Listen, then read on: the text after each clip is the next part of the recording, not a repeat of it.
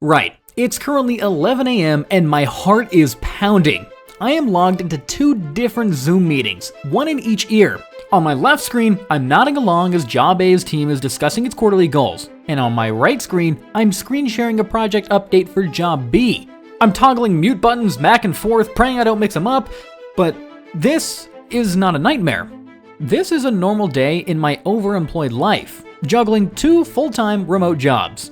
And honestly, it's equal parts thrilling and terrifying. Now, you might be thinking, why on earth would anyone do this? But the answer is honestly pretty simple. Freedom and security. Overemployment, working 2 remote jobs simultaneously. It has a bigger picture. It's not about being greedy or stealing time. For me, it's about doubling my income, achieving financial goals faster, and having a safety net in case one job disappears. In a world of layoffs and economic swings, 2 jobs mean extra stability. People often get this lifestyle totally wrong. I mean, they imagine I'm chained to my desk for 16 hours a day or that I'm doing half the work at each job.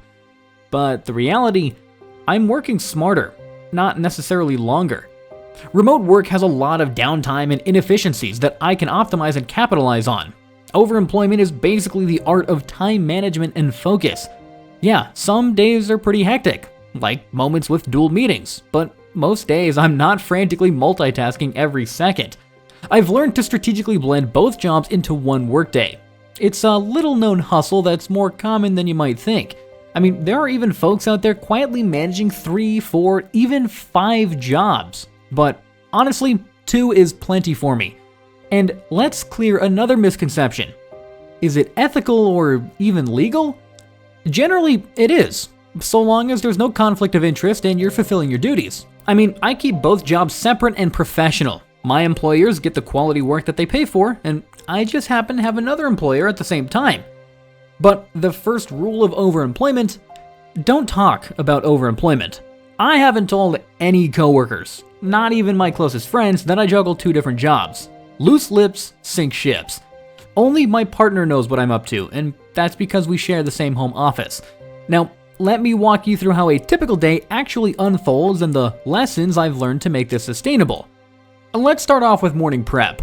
My alarm goes off before 6. I've learned that sleep is non-negotiable when you're overemployed, so I get a solid 8 hours. I'm rolling out of bed at 5:45 a.m. feeling a mix of excitement and nerves for the day.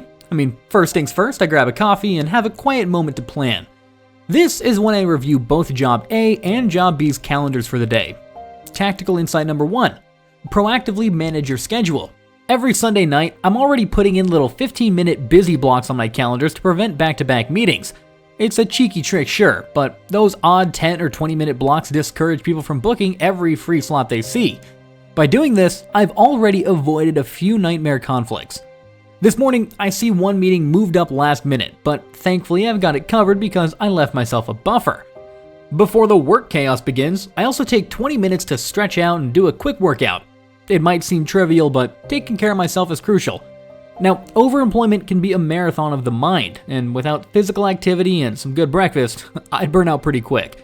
Plus, the endorphins calm my anxiety that I have about the day's juggling act coming up. Next up, we have the tech setup. I sit down at my desk around 7:30 a.m. and fire up 2 laptops, one for each job. My workspace looks like a command center. I've got dual monitors, 2 docking stations, and a KVM switch that lets me toggle one keyboard and mouse between both machines. No fumbling with cords midday. Now, tactical insight number 2. Invest in a good tech setup. With a single button, I can switch my monitor from Job A's PC over to Job B's Mac. Both computers are sharing the same mouse, same keyboard, and even same webcam through the KVM, which saves me so much hassle. Not to mention, I'm also running each job on separate everything. I mean separate Chrome profiles, separate Slack accounts, and even separate team apps in order to avoid any accidental crossover. Keep everything separate. This discipline keeps me from sending all the wrong emails to the wrong bosses. I've even put on a tiny colored sticker on each laptop, blue for Job A and red for Job B. Sure, it sounds paranoid, but trust me, when you're bleary-eyed in the afternoon, those little cues help you instantly remember which world you're in. And now, the double duty begins. Job A's workday officially starts. I'm a project manager, so mornings often kick off with the daily stand-up meeting. At 9 a.m. sharp, I'm joining that Zoom call. Camera off, a policy I introduced early on, not because I'm slacking, but because I might need to multitask. And sure enough, 9:10 rolls around and now, Job B, where I'm a product analyst, has an urgent team huddle about a bug. Here we go. I quickly join Job B's call on my second laptop. How do I handle 2 meetings at once, you may ask? Well, I prioritize the one where I must talk. In this case, I'm mostly listening into Job A's stand-up meeting while actively contributing on Job B's call. Now, I've got an earbud from my phone dialed into one meeting and over-ear headphones on the other. Ridiculous, I know, but it works.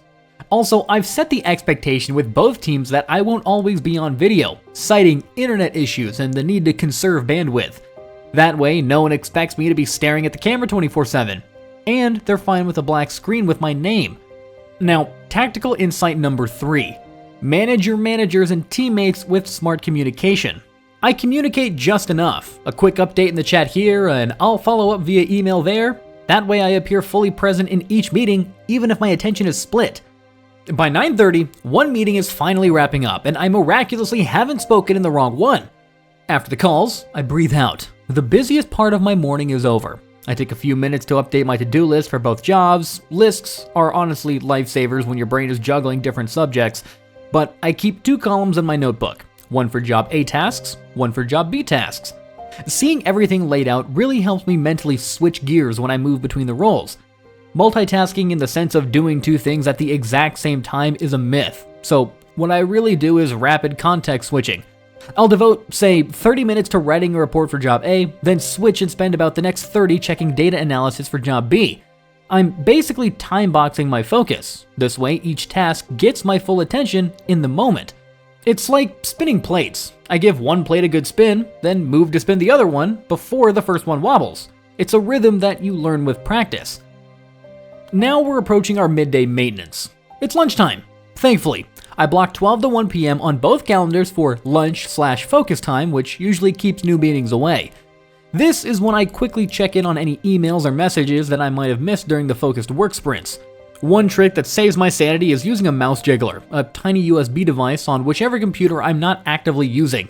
It wiggles the mouse for me so that my Slack status stays green. Now, perception is reality in remote work. If both teams see me online, no one wonders where I am. While my statuses are happily active, I actually step away from both screens. I grab a sandwich and some fresh air on the balcony. I mean, it's a quick break, but a necessary one. Working 2 jobs doesn't mean you should skip your breaks. In fact, those pauses are fuel. They clear my head and prevent any burnout. I've learned to treasure every 15-minute walk around the block to recharge. Now, once I conclude my lunch, juggling act part 2 gets ready to kick off.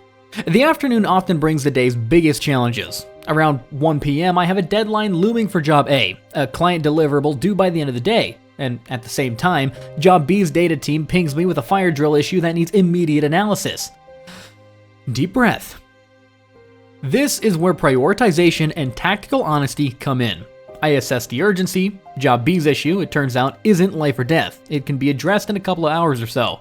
But delivering for Job A on time is critical. So, I politely message my Job B manager that I'm in the middle of another project, which is true, just for another company, and that I'll investigate the data issue shortly. Now, because I've built a reputation for being reliable, my manager is totally fine with that. This brings us to insight number 4. Underpromise and overdeliver, and people will respect your time. Now, I don't pretend to be a superhero who's always instantly available. Instead, I set reasonable expectations. I'll have that analysis for you by this afternoon. And then I beat it. Now I close everything related to Job B and laser focus on Job A's client deliverable. For the next hour or 2, it's deep work mode. I even put my phone on Do Not Disturb. Mentally, one job at a time. Now, honestly, these are the hours when I feel in the zone. Contrary to what people think, being overemployed has actually made me more productive and more disciplined. I've gotten great at shutting out distractions and getting things done fast. There isn't any room to procrastinate when you have double responsibilities, so you kind of become a productivity ninja by necessity. Now, by 3 p.m., I've sent off the deliverables, a whole 2 hours before the deadline. My Job A manager replies with a thumbs up emoji, another crisis averted. So, I reward myself with a quick stretch and refill my water. Then, I'm switching back over to Job B tasks, which I promised to get done this afternoon. Since I gave myself that buffer though, there's no panic. I knock it out in about 45 minutes and boom, both jobs' urgent tasks handled. Sure, it's a small win, but it's these little victories that feel amazing throughout the day and keep me motivated. Now, avoiding extra work.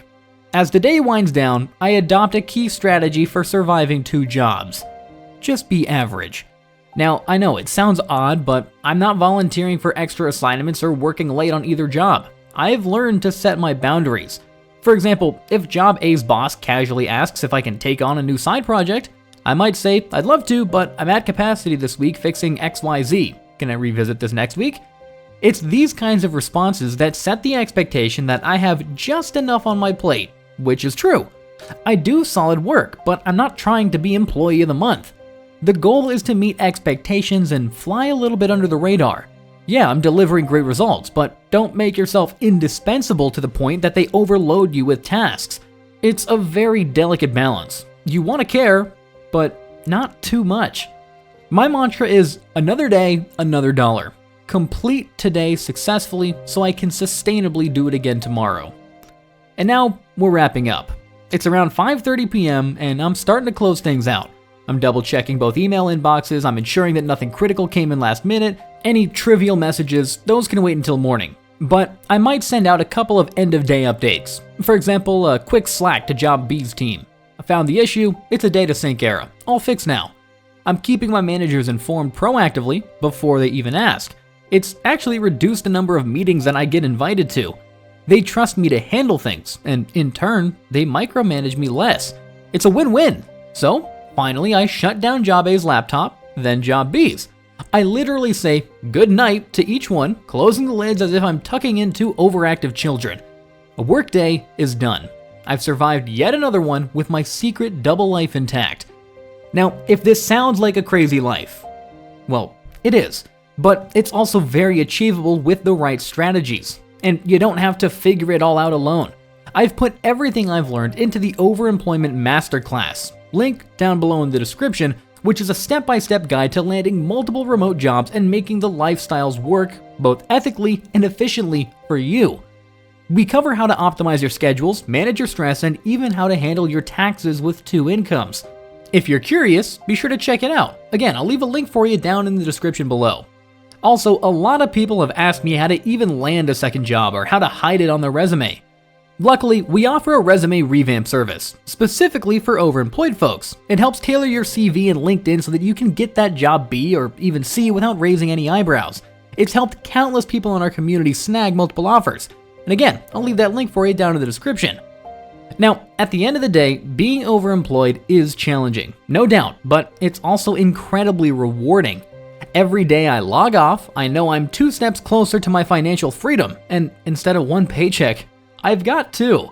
So instead of worrying about job security, I have a backup built in. This lifestyle, sure, it's not for everyone, and that's okay. But if you're like me, ambitious, a little daring, and value your independence, overemployment can be a game changer. Remember, the key is to stay organized, disciplined, and true to your goal.